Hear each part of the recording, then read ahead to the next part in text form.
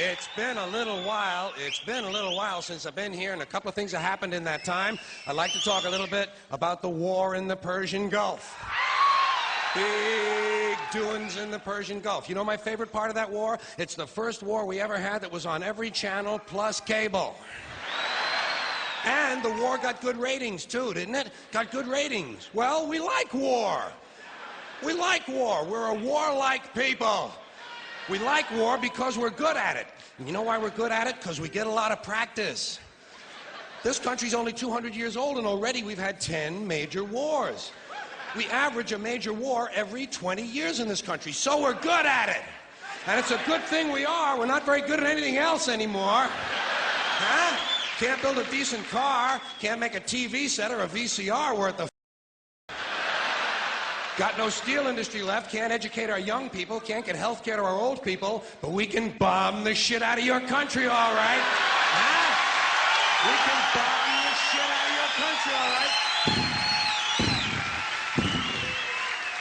Now, you probably noticed I don't feel about that war the way we were told we were supposed to feel about that war, the way we were ordered and instructed by the United States government to feel about that war. You see, I tell you, my mind doesn't work that way. I got this real moron thing I do. It's called thinking. And I'm not a very good American because I like to form my own opinions. I don't just roll over when I'm told to. Sad to say, most Americans just roll over on command. Not me. I have certain rules I live by. My first rule, I don't believe anything the government tells me. Nothing. Zero. Nope.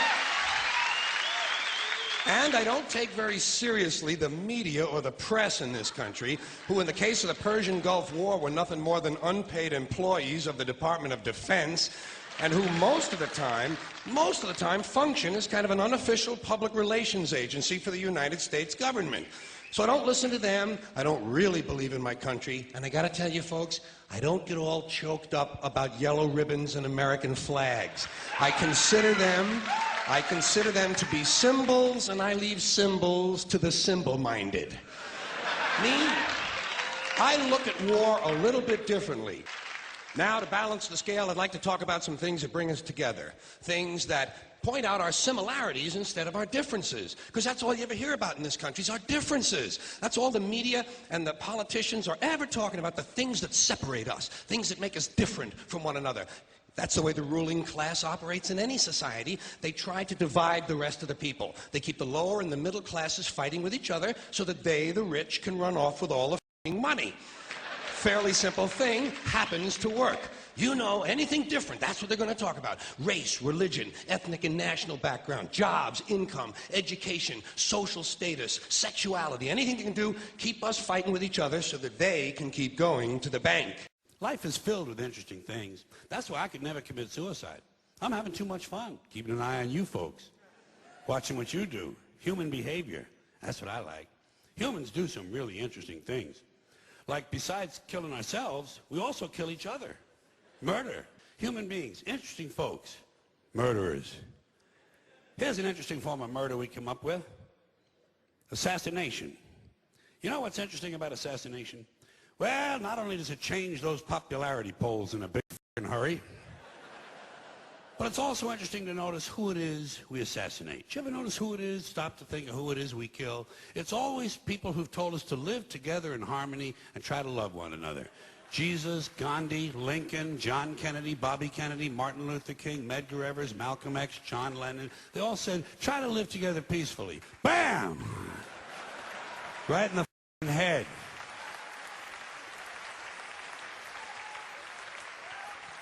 Apparently, we're not ready for that. Yeah, that's difficult behavior for us. You can say what you want about this country, and I love this place. I love the freedoms we used to have. I love it. I love that,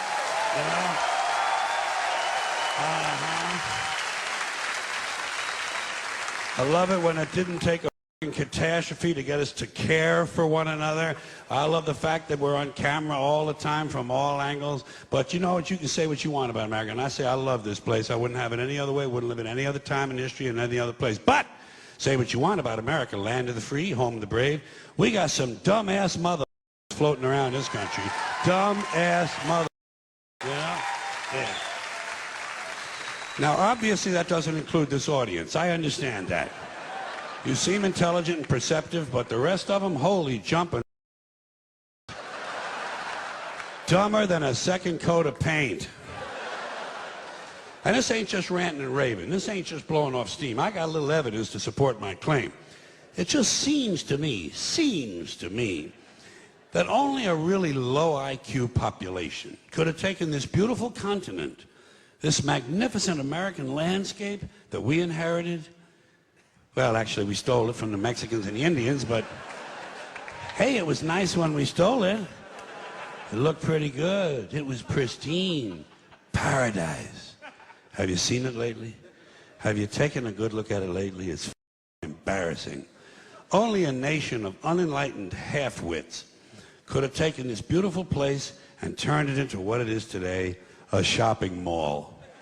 A big shopping mall. You know that? That's all you got. That's all you've got here, folks. Mile after mile of mall after mall. Many, many malls. Major malls and mini malls. They put the mini malls in between the major malls. And in between the mini malls, they put the mini marts. And in between the mini marts, you got the car lots, gas stations, muffler shops, laundromats, cheap hotels, fast food joints, strip clubs, and dirty bookstores. America the Beautiful. One big transcontinental commercial cesspool. And how do the people feel about all this? How do the people feel about living in a coast-to-coast shopping mall? Well, they think it's just dandy.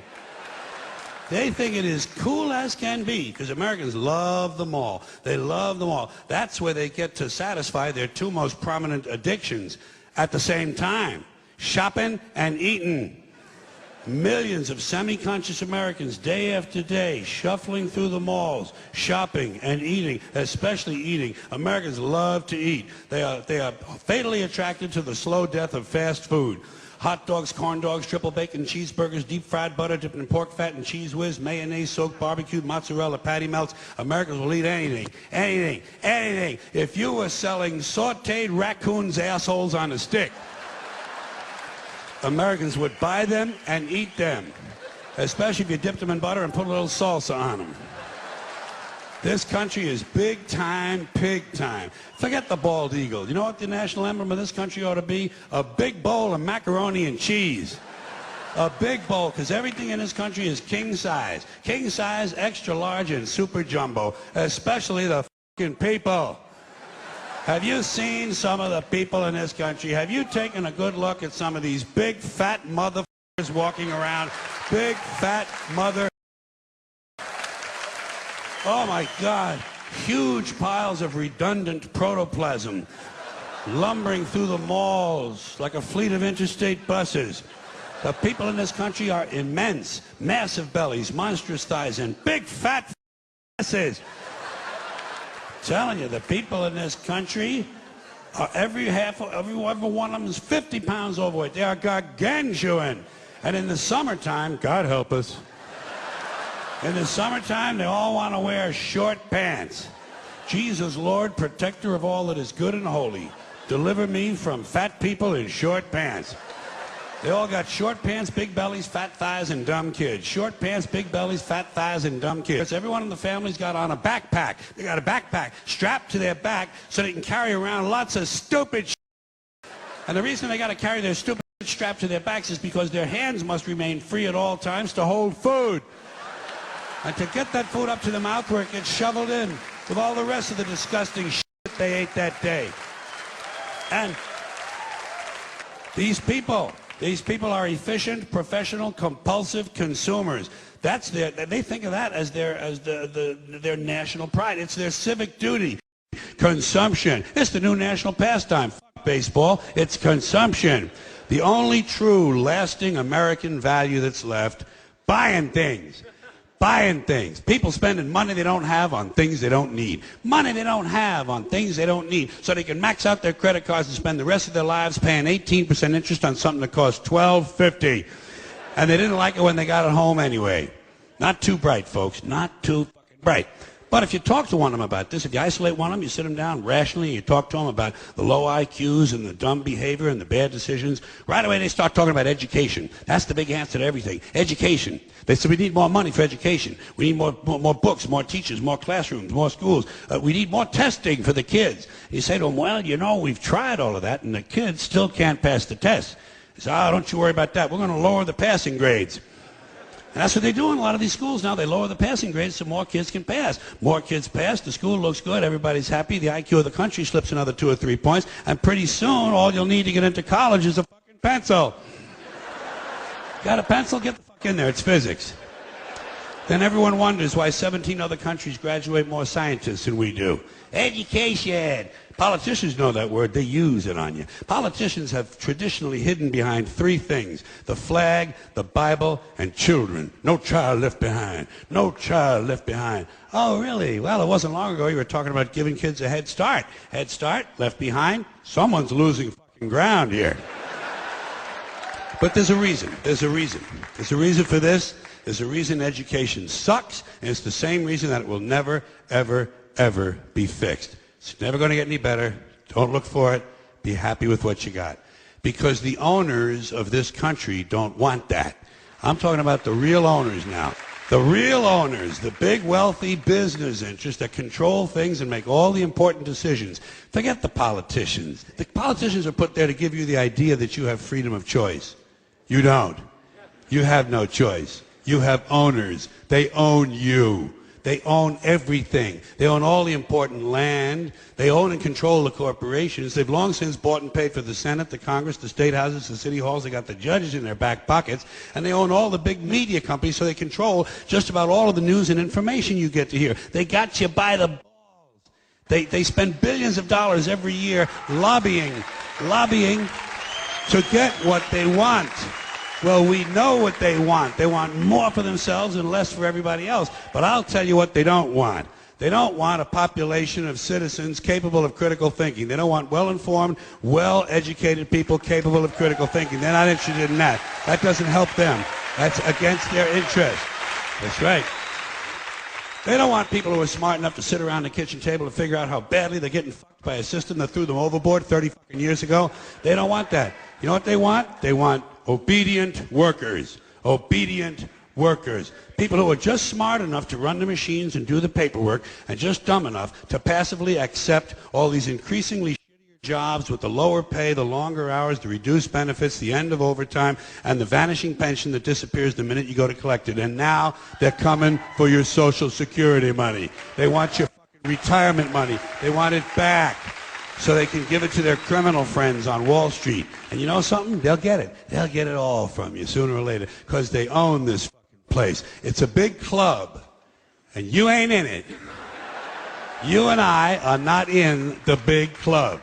And by the way, it's the same big club they use to beat you over the head with all day long when they tell you what to believe. All day long, beating you over the head in their media, telling you what to believe, what to think, and what to buy. The table is tilted, folks. The game is rigged. And nobody seems to notice. Nobody seems to care.